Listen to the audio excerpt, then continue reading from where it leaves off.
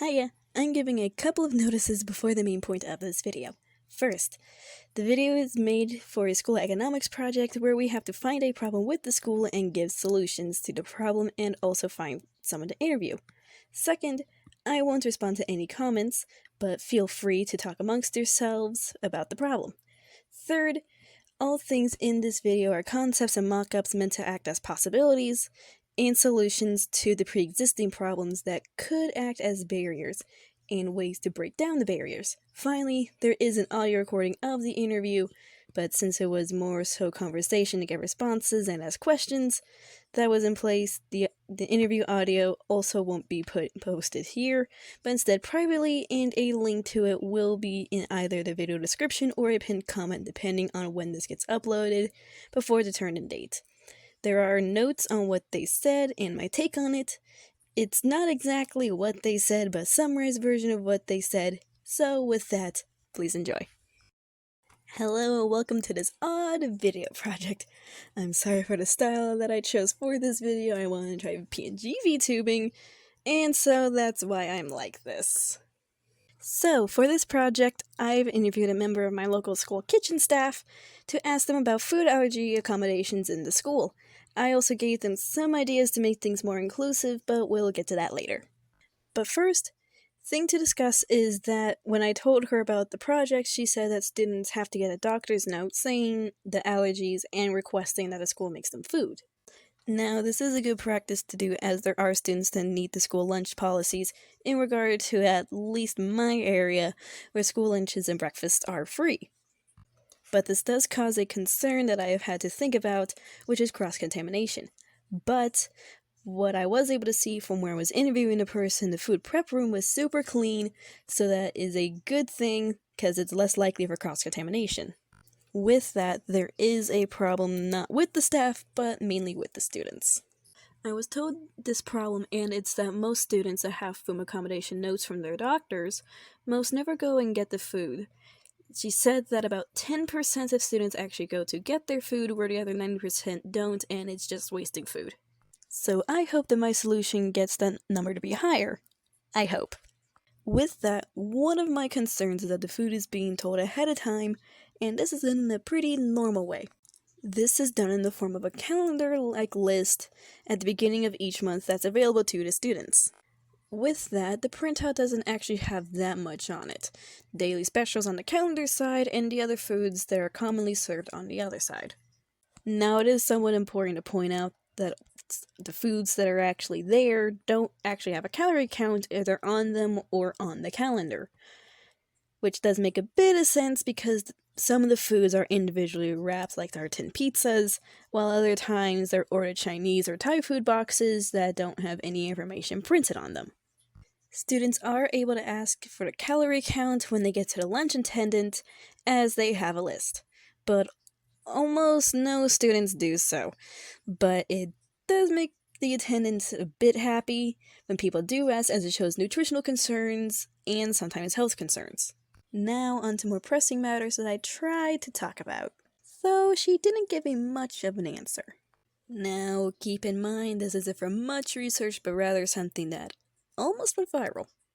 And it was from a 5-star chef trying to work at a school and ask about the budget since they were appalled by the food being made. The nutrition that was pretty much non-existent, and the quality, the portions. This is primarily due to the budget being very low. Now, I don't remember the amount per year or the 2 semesters, as it would be a more simpler breakdown. But I do remember that it was along the lines of $2 to $5 per student, so that's not much if on the low end. Now, those were the problems, but what about the solutions to potentially fix these problems in the near future? One of the fixes would be for the food budget, allowing there to be more money for the average available money of food per student, and that's by making large clubs like football, soccer, baseball, and other big clubs that usually have a lot of extra funding available by having some of the extra money available be used for their lunches, possibly allowing the average student available spending to be more along the lines of $10 to $15, which is the cost of cheap food, which is something really like slow steps in the right direction. The other solution is that the food available for food allergy students is lackluster, as not everyone could get the note. So a workaround for this is a food voting system for a month in advance, where students and teachers can vote for certain foods to be on the cafeteria list and others to be voted out if they've been there for too long and students want something new. This system is to encourage students to participate in school besides clubs, which aren't for everyone, and to also allow students with allergies and dietary restrictions to get the food that they can eat on the menu. This is also to encourage students to vote for foods that accommodate more than common allergies, like dairy or nuts, things like diabetes, keto, and vegetarian, so they could be voted on to give more of a variety. For this to work, there'll be a document that the school uses similar to online check-ins for things like Saturday school, where there'll be questions and you check off things that you want. For this, there'll be a 4-food limit for both main foods and sides, with the drinks like milk, water, and occasional juices they'll always be available.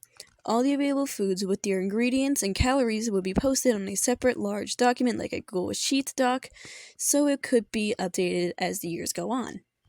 All of this is to hopefully allow those with food allergies to not need a doctor's note. Although I do highly advise getting it and submitting it to the school just in case something does happen. So in all, this project was to think of a school problem and how to either fix it or dim it down as to not be as much of a problem. And with the voting and the information sheet both available to students and teachers, I hope that school can accommodate students with food allergies better and hopefully other things such as diabetes, as is the other big one.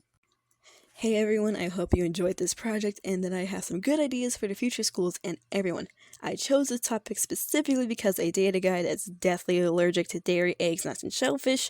He's a year older than me, and when we were both in school, it was very difficult for him to find something to eat, as the one safe food for him would occasionally have cheese on it, making it unsafe. And so it became a habit to get food along with him, and get the same fruit he does, so we have another one to eat just in case he can't eat the chicken sandwich that he normally would eat, if they even had it that day. So this is a topic that I care for, as the allergy food concerns are pretty high for others that have them, and those that take care of the people with the allergies. And it took about 2 years to convince him to get an EpiPen, so there would be enough time to get an ambulance or rush him to the hospital myself. With all of that, this video is mainly about the food allergies and the accommodations for them in school, as well as this rant. I hope it was insightful and that you, as the listener, enjoyed.